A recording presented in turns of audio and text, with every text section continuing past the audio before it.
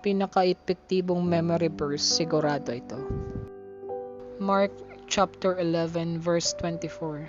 Whatever you ask for in prayer, believe you have received it and it will be yours. Philippians chapter 4 verse 13. I can do all things through Christ who strengthened me. Luke chapter 18 verse 1. Always pray and never give up.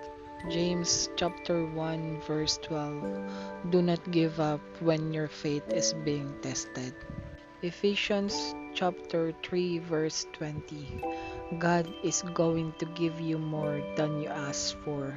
Panginoon, ang mga bawat salita mo ay makapangyarihan. Nawa, lagi namin ito matandaan at maging gabay ang bawat pangako mo sa bawat iyong mga salita. Amen.